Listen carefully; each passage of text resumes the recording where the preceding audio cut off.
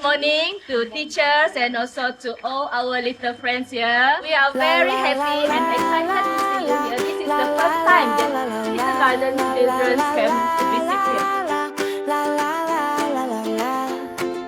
Kids from Tadika, Bahagia. Naik bus pagi-pagi, la la la la la la. To Forest Department Sarawak. Kami datang happy, la la la la la la.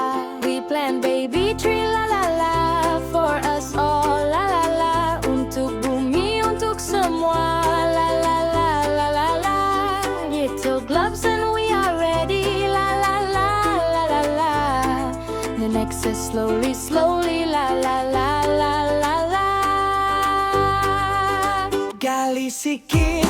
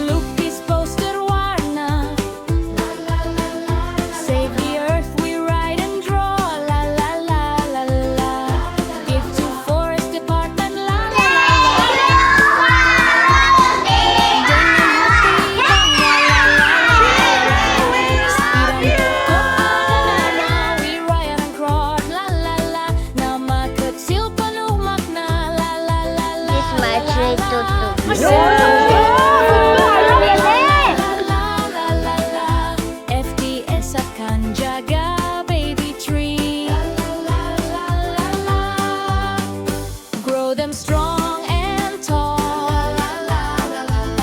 Pindah ke dalam hutan. A home for one and all.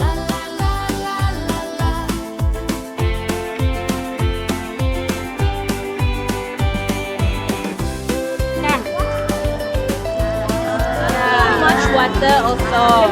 Yeah, thank you much. Baby tree. Baby tree.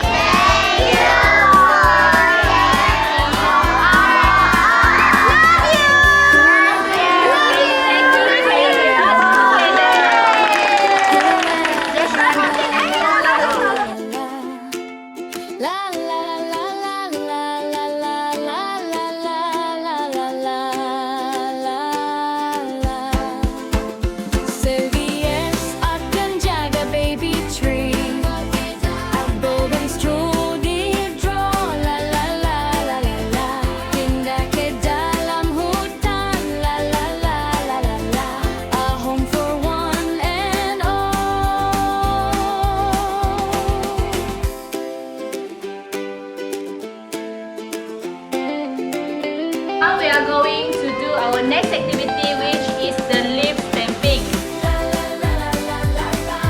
For the earth we care. For FTS we trust. Little leaves start dancing. We know it's happy. Satu janji bersama. We care for our land. Hari ini besok tinggi, besok rimbun. A baby tree today, a giant guardian soon. Kami jaga, kami sayang.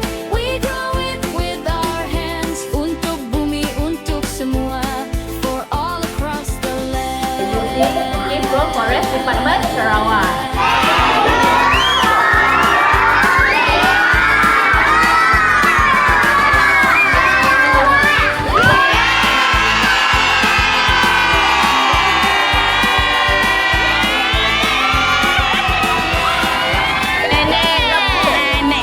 So she will show you how to plant a tree. So what we need is